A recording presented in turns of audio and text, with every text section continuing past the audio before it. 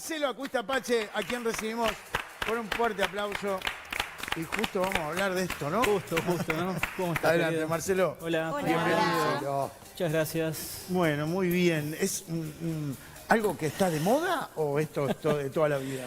No, yo creo que es toda la vida. Lo que tenemos que tener claro es que nosotros, nuestra estructura física es igual a la de nuestros ancestros hace millones de años. O sea, el funcionamiento de nuestro sistema ante situaciones de peligro, nuestros ancestros aún no tenían inteligencia, o sea, no eran capaces de poder entender que estaban en una situación de peligro. Entonces, para eso, nuestro cuerpo genera una serie de reacciones físicas que permiten que la persona o que esos individuos reaccionaran ante una situación.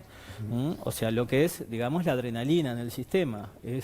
Es como una inyección química que el corazón, digamos, comienza a latir más cantidad de sangre hacia las extremidades. El estómago se contrae, deja de digerir para que esa sangre vaya hacia las extremidades, el hígado, el riñón.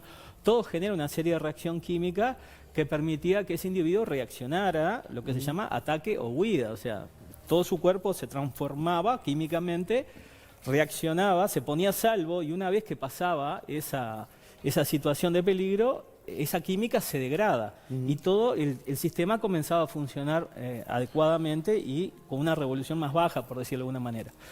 El problema es que nuestro sistema de alguna manera está contaminado por una cantidad de adrenalina externa que está en muchos de los productos adictivos o muchos productos que engordan, que esa adrenalina de alguna manera químicamente es 1000 veces más poderosa que la adrenalina natural que genera nuestro sistema a nivel de las glándulas suprarrenales. O sea que todo ese sistema está saturado químicamente y eso hace que nuestro cuerpo reaccione como nuestros ancestros lo hacían hace millones de años. Pero antes era para sobrevivir. Hoy en día estás alterado, tenés una discusión familiar o laboral y eso hace que todo nuestro cuerpo reaccione y en definitiva muchas veces nos terminamos enfermando y generan lo que son a veces los ataques de pánico, que se genera una saturación química en el sistema, el corazón comienza a latir, la persona piensa que se está muriendo y en realidad es una reacción que nuestro cuerpo, de nuestros ancestros, era necesario para sobrevivir, pero hoy en día lo que hace es enfermarse. O sea, el ataque de pánico básicamente es un miedo a la muerte. Bueno, en realidad es el miedo a la saturación de la situación. O sea, cuando la persona está saturada, su cuerpo reacciona. Y la persona, digamos, no puede controlar esa reacción física. O sea, sabe que está reaccionando de forma mal, por decirlo de alguna manera, pero no tiene forma de controlarlo. O sea, empieza todo un tema de saturación, de sudoración, de palpitación, se paraliza, se angustia muchas veces, se ponen a llorar y parece que se van a morir. Y en realidad es una reacción del cuerpo, porque está en una situación de alguna manera superado químicamente, porque el cerebro racional, que es el que genera esa reacción, porque entiende que eso le permite sobrevivir a él, de alguna manera está potenciado químicamente y de alguna manera nos va saturando y nos va controlando. Nosotros lo que hemos notado a lo largo de estos 10 años en el tema de adicciones es que muchas sesiones, por ejemplo, que hacemos para adelgazar, por ejemplo, cambio de hábitos alimenticios, hace que el nivel de ansiedad baje notablemente. Entonces muchas enfermedades autoinmunes o psicosomáticas mejoran notablemente, como es la fibromialgia, el broncoespasmo, el asma, la psoriasis, el insomnio y el caso del pánico. La mayoría de las personas que tienen pánico, luego de una sesión de adelgazar, por ejemplo, se les va el pánico. Logran controlar porque se genera un cambio químico en el sistema. Entonces, realmente nos hemos dado cuenta que nosotros, si bien estamos a veces enfocados en el tema de tratar una adicción, generás tantos cambios en el sistema en cuanto a la cantidad de estímulos que el cerebro racional tiene que generar que pierde poder sobre la persona. Y la persona pasa a tener control en esas situaciones de pánico que después ya no se genera. O sea, la persona se encuentra en una situación que se paralizaba y ya no se paraliza. Porque hubo no solo un cambio químico, sino que se generó cambio en el sistema, aquello del circuito, ¿te acordás que tanto hablamos de nuestro cerebro? Hoy lo que trajimos fue un caso característico de angustia o de pánico. Trajimos una experiencia de vida, es una muchacha que bueno, tenía una relación tóxica que de alguna manera la fue angustiando, ella no tenía la capacidad de decir que no, porque a veces con tal de no discutir, a veces las personas, digamos, decimos que sí cuando en realidad tenemos que decir que no. Eso de alguna manera la fue saturando y llegó un momento que tenía una angustia realmente extrema, a tal punto de que estaba prácticamente todo el día angustiada o llorando. O sea, tenía una vida, tenía un trabajo, tenía sus hijos sanos, tenía una casa, o sea, en definitiva es lo que todos podemos tener para ser feliz. Sin embargo, esa angustia no se podía generar, no se la podía sacar, por más que sabía que tenía que estar feliz y no lo podía estar, ¿no? Nosotros, hay una sesión que desarrollamos después de 10 años que se llama Ansiedad y Emociones, que tiene, digamos, la información de los últimos 10 años de experiencia. Cuando yo tuve la experiencia de psíquicos, que la vez pasada estuvimos hablando de lo del circo, sí, mostramos imágenes. Cuando llegué a Uruguay, hubo mucha gente que me pidió ayuda, sobre todo en el tema de fobias, miedos, pánicos, angustia y depresión. Y me puse a trabajar de forma específica. Recordemos que el fóbico, el miedoso, el depresivo y el adicto es el cerebro racional.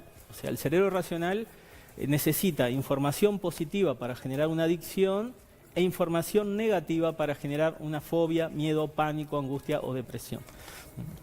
Entonces, lo que yo hice durante 4 años fue trabajar en casos específicos de personas. Lo que hice fue desarrollar historias a nivel del subconsciente, donde yo modificaba ese borne negativo y lo transformaba en positivo. En realidad son historias que ridiculizás la experiencia. Ajá. Pero el que está viviendo la experiencia es el subconsciente o el cerebro primitivo, que utiliza un idioma binario, que es un niño de 3 años. Entonces se cree toda esa situación. Entonces, básicamente, lo que yo hice fue haciendo historias específicas para diferentes personas, donde había personas, situaciones de abandono, o situaciones de violencia, o situaciones de abuso, o situaciones de pérdidas. Entonces, yo lo que hacía era, la historia de esa persona se la modificaba a nivel del subconsciente y el subconsciente, ese niño de 3 años que todos tenemos dentro, vivía esa experiencia como que fuera real. Esa información la guardaba en el borne fóbico o de pánico, o de angustia o depresión, y ese borne se modificaba, pasaba de ser negativo a positivo. Entonces, cuando el cerebro racional vuelve a tomar el control, sigue adicto o fóbico o miedoso o con pánico, pero se enfrenta a una situación que se paralizaba, va a buscar la información y no la encuentra. Y se genera un cortocircuito. Entonces la persona se enfrenta a una situación que se paraliza y ya no se paraliza. Eso me permitió juntar cientos de historias y durante años, a medida que nosotros trabajamos el tema de adicciones, yo me daba cuenta que diferentes tratamientos de adicciones bajaban de forma notable el nivel de ansiedad. Y entonces, un día se me ocurrió, ahora hace 2 años que lo tenemos, pero me costó darme cuenta que yo tenía, en definitiva, un secreto para poder, de alguna manera, ayudar a toda esa cantidad de gente, que eran esas cientos de historias, que las junté a todas, esas historias de adicciones, las junté a todas, las transformé a un idioma binario, que es la transferencia del idioma racional al subconsciente. Y básicamente es una experiencia, es como que con ojos cerrados atravesás una tormenta de arena tirando una cuerda. La cuerda, digamos, es la base de una historia. La persona va escuchando la historia, pero por debajo viene en forma binaria toda esa información de esas cientos de historias que son positivas, por decirlo de alguna manera, y de esas casi 8 historias de adicciones. Todo es como un zumbido, básicamente. Entonces, es como que son miles de granos que van atravesando nuestro sistema. Los granos, hay granos positivos y negativos, y si tú necesitas que esos granos impacten, algunos pasan y otros quedan. Entonces, básicamente es como que utilizamos una pintura neutra y pintáramos esos bornes positivos y negativos con un color medio, un valor medio, por decirlo de alguna manera. Entonces, después cuando la conciencia pasa al cerebro racional, el cerebro racional vuelve a tomar el control. Si es adicto, va a buscar la información positiva y encuentra media. Y si es fóbico o depresivo, va a buscar la información negativa y encuentra media. Eso hace que el nivel de ansiedad se desploma de forma extraordinaria. Y de alguna manera nos permitió generar una historia para poder trabajar en forma general.